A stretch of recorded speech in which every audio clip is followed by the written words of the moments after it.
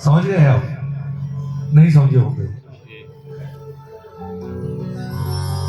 बड़े भाई का जन्मदिन आज छोटे भाई के दरबार में छोटे भाई के साथ मनाया जा रहा है। हनुमान जयंती है, हनुमान जन्मोत्सव।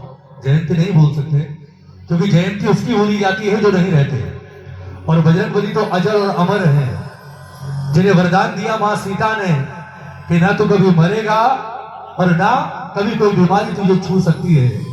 जब तक सृष्टि है, जब तक धरती है और जब तक कलयुग है, तो हर युग में मौजूद रहेगा हनुमान। हम श्याम प्रेमी जो खाटू जाते हैं, बाबा से जुड़े हुए हैं, खाटू गए हैं आप सारे? एक बार हाथ उठाकर बताओ। अरे वाह, सारे प्रेमी बैठे हैं। हम श्याम प्रेमी अक्सर कहते हैं कि हमारा बाबा कलयुग का सबसे बड़ा देव है। सत्य भी है। कृष्ण ने जाते जाते पूरा कलयुग उस 12 साल के बच्चे को दे दिया, जिसने शीश काटकर भगवान को दिया। लेकिन ऐसा नहीं है कि कलयुग का सबसे बड़ा देव हमारा बाबा है, नहीं। हमारे श्याम बाबा से भी पहले कलयुग किसी और भक्त को मिल चुका था, क्योंकि श्याम को कलयुग मिला द्वापर में, जो कृष्ण का युग था। और कृष्ण के युग से पहले एक युग आया त्रेता, जो प्रभु राम का युग था।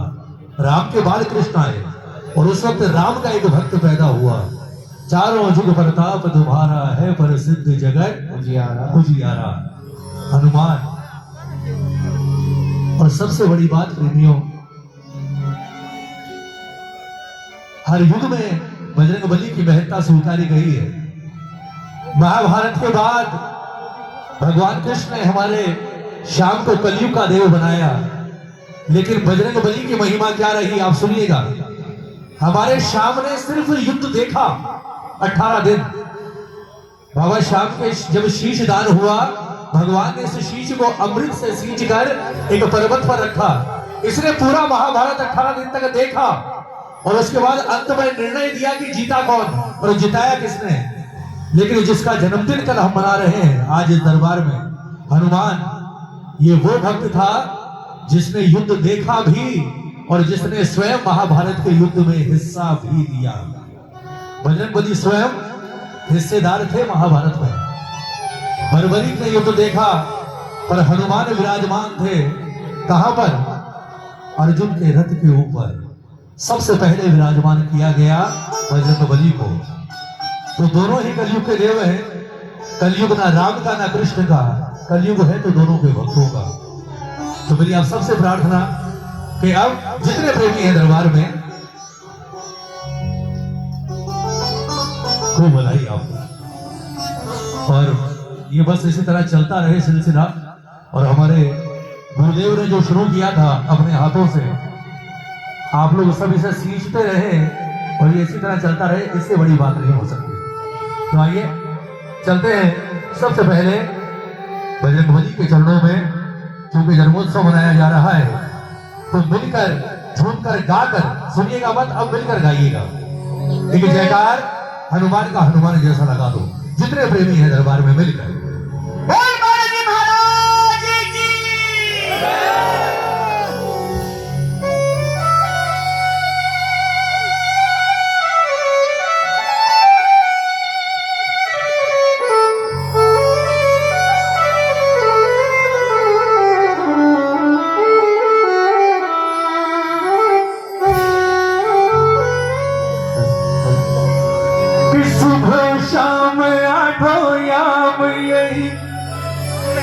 एक काम किए जा। बजरंगबली को पाने का महामंत्र, जैसे कृष्ण को बुलाने के लिए राधा का नाम रटना जरूरी है, वैसे ही हनुमान जी को बुलाने के लिए एक ही नाम चलता है। कौन सा? कि सुबह शाम आठों याम यही काम किए जा। सुबह शाम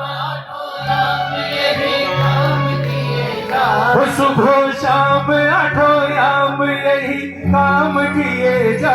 सुबह शाम कौन सा? खुश होंगे हनुमान राम राम किए जा। खुश होंगे हनुमान राम राम किए कौन कौन बुलाएगा जरा हाथ उठाकर एक बार, दोनों हाथ उठाकर और राम राम की ताली बजाकर बोलोगे क्या? खुश हो के हनुमान राम राम किएगा, खुश हो के हनुमान राम राम किएगा, सुबह शाम आठों राम यही काम किएगा, सुबह शाम आठों राम यही काम किएगा, सुबह शाम आठों राम यही काम किएगा, सुबह शाम आठों राम यही काम किएगा, खुश हो के हनुमान राम राम किएगा, खुश हो के हनुमान राम राम किएगा, खुश हो के हनुमान राम राम किएगा, खुश हो के हनुमान राम राम किएगा। राम राम की ताली बजाकर प्रेम से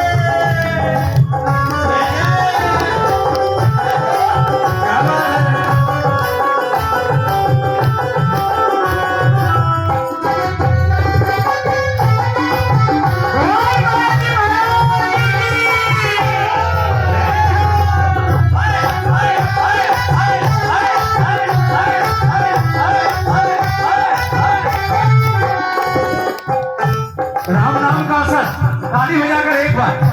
लिखा था राम नाम तो पत्थर बिखर गए, लिखा था राम नाम तो पत्थर बिखर गए, लिखा था राम नाम तो पत्थर बिखर गए, लिखा था राम नाम तो पत्थर बिखर गए, ये राम से जो पैर जीते जीव मर गए, ये राम से जो पैर जीते जीव मर गए।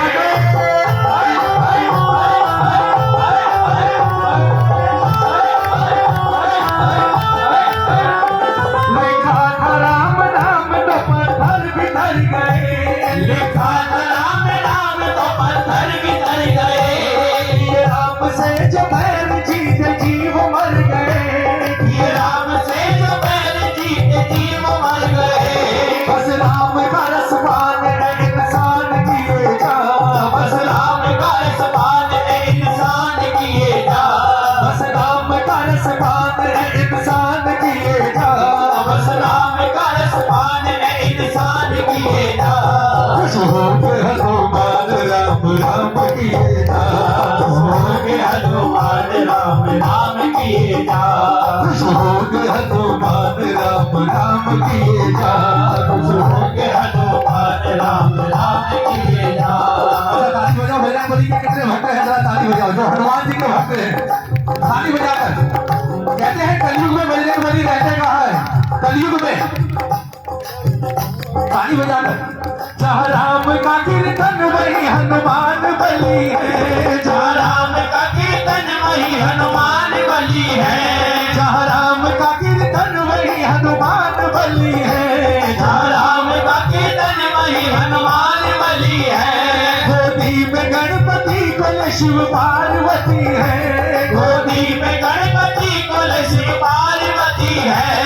कहते हैं भगवान राम का समय पूरा हुआ, सुनना प्रेमी, तो भगवान राम ने सरयू में समाधि देने की निर्णय लिया कि अब समय आ गया जाने का। तो राम ने जितने रिश्तेदार ने भाई बंधु जैसे को इकट्ठा कर लिया, बोले चलो समय हो गया वापस चलो। सारे के सारे राम के साथ सरयू नदी में उतर गए समाधि लेने को, और अंत में किनारे पर सिर्फ एक शख्स खड़ा रह गया हाथ में गदा लिए हुए। कौन? ताली बजानी पड़ेगी हनुमान जी के नाम की, ऐसे नहीं। अब हनुमान जी अकेले खड़े, बजरंग बली ने गदा को रखा बगल में, हाथ जोड़कर कहा, बोले प्रभु बेटे ने कौन सी गलती कर दी? सबको ले जा रहे हो, मुझे भी ले जाओ, मुझे भी ले चलो, क्योंकि जहां आप नहीं रहोगे वहां मैं रहकर क्या करूंगा।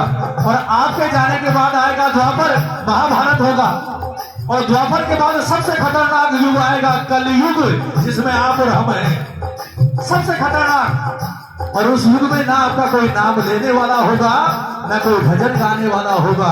मैं यहाँ क्या करूंगा? उस वक्त राम ने बड़ा अच्छा जवाब दिया, सुनिएगा। राम ने क्या कहा? बोले हनुमान इस गलत फहमी में कभी मत रहना कि कलयुग में मेरा नाम लेने वाले और भजन गाने वाले नहीं होंगे। ताली बजाओ। ये मत सोचना नहीं होंगे। हाँ, एक चीज से मैं मानता हूं, सहमत हूं कि होंगे 10%। कलयुग में होंगे 10%, वो 10% आप हो, ताली बजानी पड़ेगी। होंगे 10%, बाकी 90% पापी अधर्मी होंगे, पर उन 10% का धर्म और भजन इतना मजबूत होगा कि उसके आगे 90% के पाप भी अपना काम नहीं कर पाएंगे। हनुमान ने कहा प्रभु फिर मुझे क्या करना होगा? बोले सुन, कलयुग में जहां राम का दरबार लगे, कलयुग में जहां श्याम का दरबार लगे, और कलयुग में जहां तेरा दरबार लगे, वादा कर तुझे हर दरबार में भेष बदल कर रहना होगा और मेरे प्रेमियों की पहचान करनी होगी। हाथ उठाने पड़ेंगे। क्या पता इतने प्रेमियों में कहां बजरंगबली विराजमान हो साहब। अगर कृपा हो गई तो आप नहीं पीढ़ी अंदर जाएंगी। दोनों हाथ उठाकर ताली बजाकर एक बार। जहाँ राम का कीर्तन वही हनुमान बली है, जहाँ राम का कीर्तन वही हनुमान बली है। गोदी में गणपति को शिव पार्वती है, गोदी में गणपति को शिव पार्वती है। सिया राम की दया से 100 साल जिएगा, सिया राम की दया से 100 साल जिएगा, सिया राम की दया से 100 साल जिएगा, सिया राम की दया से 100 साल जिएगा। राम किएगा, सोग हनुमान राम राम किएगा। सुबह शाम आठों याम यही काम किएगा, सुबह शाम आठों याम यही काम किएगा। सोग हनुमान राम राम किएगा, सोग हनुमान राम राम किएगा।